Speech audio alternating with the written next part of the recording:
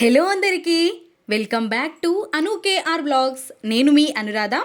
ఈ రోజటి రెసిపీ వచ్చేసి సోరకాయతో గారెల రెసిపీని చూపించబోతున్నాను. టేస్ట్ మాత్రం అద్భుతంగా ఉంటుంది.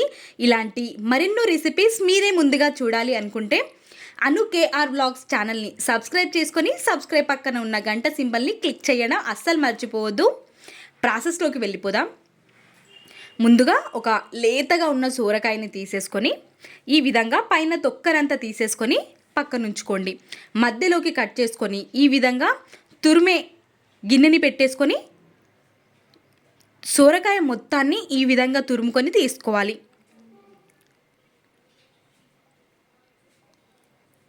ఈ విధంగా మరీ లావుగా కూడా కాకుండా ఇలాంటి జారుంటే సరిపోతుంది. ఈ విధంగా మొత్తం సోరకాయ అంతటిని నేనైతే లేతగా ఉన్న సోరకాయ, నార్మల్ మీడియం సైజులో ఉన్న సోరకాయని ఒక్క సోరకాయని తీసుకున్నాను. ఇక్కడ తురుముకొని మొత్తం అంతటిని ఒక మిక్సింగ్ బౌల్లోకి తీసేసుకొని ఇప్పుడు ఇందులోకి పచ్చిమిర్చి తరుగు, ఒక చిన్న సైజ్ ఆనియన్ తరుగు, ఒక టేబుల్ స్పూన్ వరకు జీలకర్రని యాడ్ చేసుకోవాలి. పావు టేబుల్ స్పూన్ వరకు పసుపు,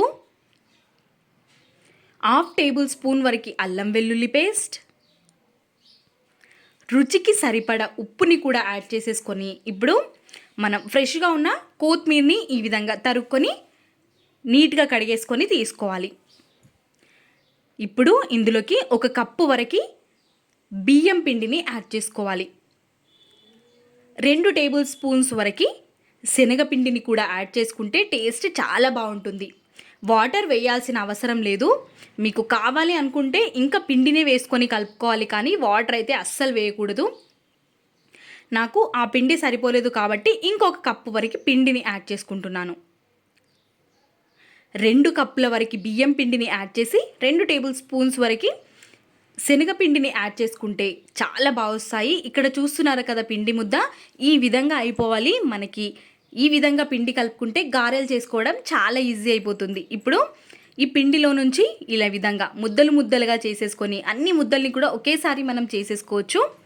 లేదంటే ఈ విధంగా ముద్దలుగా తీసేసుకొని చేతి మీద ప్రెస్ చేసుకొని తీసుకుంటే సరిపోతుంది. ఈ విధంగా అరిచేతి పైకి తీసుకొని కొంచెం ప్రెస్ చేసి మధ్యలో ఒక హోల్ పెట్టామంటే గారె రెడీ అయిపోతుంది. చూసారా, మనం చేతికి ఖచ్చితంగా ఆయిల్ని కానీ కొంచెం వాటర్ని కానీ అప్లై చేసుకుంటే చేతికి అతుక్కపోకుండా ఉంటుంది. ఇప్పుడు చేతి మీద చేయడం కష్టం అనిపించిన వాళ్ళు ఈ విధంగా చేయండి. మన ఇంట్లో కవర్స్ ఉంటూ ఉంటాయి కదా, ఆ కవర్ని ఒక చిన్న పాట్ లాగా కట్ చేసేసుకొని కవర్కి కూడా ఆయిల్ని అప్లై చేసి పిండి ముద్దని పెట్టేసి ఈ విధంగా మెల్లిగా ప్రెస్ చేస్తూ మధ్యలో హోల్ ఇచ్చామంటే సరిపోతుంది. తీయడం కూడా చాలా ఈజీగా వచ్చేస్తాయి, ఎక్కువగా కష్టపడాల్సిన అవసరం లేకుండా. అదేవిధంగా అన్నింటినీ కూడా చాలా ఈజీగా స్పీడ్గా చేసేసుకోవచ్చు. ఇక్కడ ఆయిల్ అనేది రెడీగా ఉంది. మనం చేసి పెట్టుకోవడానికి కుదరదు కాబట్టి వెంటనే కాల్ చేసుకోవాలి. ఆయిల్ వేడిగా ఉన్నప్పుడు ఒక్కొక్క గారెని వేస్తూ వేయించుకోవాలి.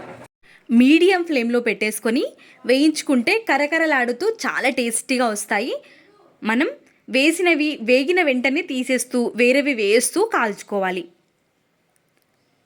ఈ విధంగా ఇక్కడ చూస్తున్నారు కదా, కొంచెం వేగిపోయిన తర్వాత అటు ఇటు టర్న్ చేస్తూ మీడియం ఫ్లేమ్లో పెట్టుకొని కాల్చుకున్నామంటే చాలా రుచిగా వస్తాయి. క్రిస్పీగా ఉండే ఈ సోరకాయ గారెలు ఎక్కువ టైం పట్టదు. దోశ పిండి, ఇడ్లీ పిండి ఏమీ లేనప్పుడు ఈ విధంగా ఇంట్లో టిఫిన్ కానీ స్నాక్స్ కానీ ట్రై చేసి చూడండి. తప్పకుండా ఇంటిల్లిపాదికి నచ్చుతుంది ఈ రెసిపీ. మనము గారెలు చేసిన వెంటనే కాల్చుకోవాలి, లేదంటే ఎక్కడ వేసినా అతుక్కపోవడం, షేప్ అవుట్ అయిపోతూ ఉంటాయి. కాబట్టి మనం ఒత్తేసుకొని వెంటనే కాల్చేసుకుంటే ఈ విధంగా పర్ఫెక్ట్ గారెలు అనేవి ప్రిపేర్ అయిపోతాయి. వీటికి చట్నీ ఉండాల్సిన అవసరం కూడా లేదు, ఉత్తివి తిన్నా చాలా రుచిగా ఉంటాయి. స్నాక్స్కి పర్ఫెక్ట్ రెసిపీ అని చెప్పొచ్చు. మీకు నచ్చిందా? అయితే అను కేఆర్ బ్లాగ్స్ని సబ్స్క్రైబ్ చేసుకోండి. మీకు ఎలా కుదిరాయో ఖచ్చితంగా కమెంట్ సెక్షన్లో నాతో షేర్ చేసుకోవడం అస్సలు మర్చిపోవద్దు. ఒక్కసారి ట్రై చేయండి, మీకు కూడా చాలా చాలా నచ్చుతాయి. కాబట్టి తప్పకుండా ట్రై చేయండి. మీ ఫ్రెండ్స్ అండ్ ఫ్యామిలీకి కూడా ఈ వీడియోని షేర్ చేయండి. Thanks for watching. ఇలాంటి మరెన్నో రెసిపీస్ అను కేఆర్ వ్లాగ్స్లో ఉన్నాయి, ఒక్కసారి విజిట్ చేయండి.